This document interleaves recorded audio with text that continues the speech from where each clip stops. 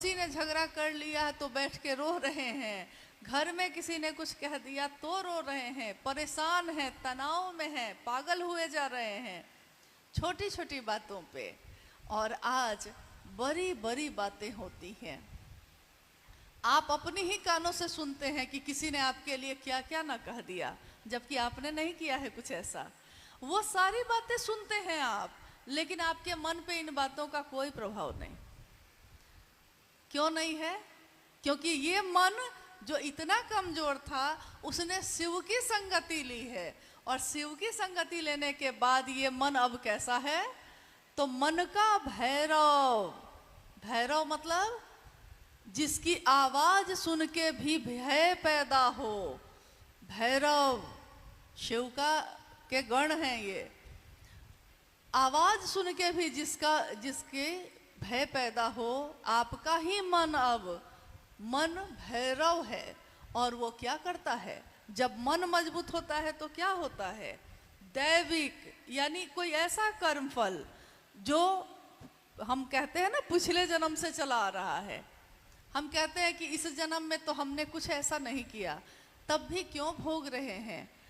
तो हम में से कोई कहता है कि लगता है पिछले जन्म में कुछ किया होगा, यानी दैविक जो ऊपर से ही आरोपित है आप पे, आपको भोगना ही पड़ेगा।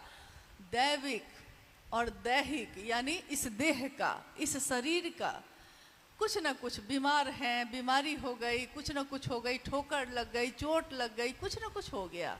दैहिक, भौतिक, आर्थिक तंगी हो गई है, नौकरी छूट गई है, जमीन बिक गई है, हाथ में 1 रुपया नहीं है, यानी भौतिक। रहने को घर नहीं है, चलने को गाड़ी नहीं है, हर तरह से कष्ट ही कष्ट है आर्थिक रूप से, यानी भौतिक रूप से।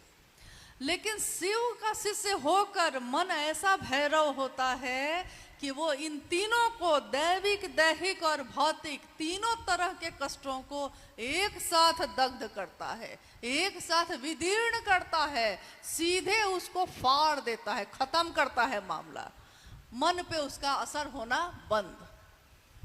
बीमार है तब भी ठीक, बीमारी ठीक हो जाएगी, नहीं होगी तो क्या करेंगे? अब महादेव यही चाहते हैं।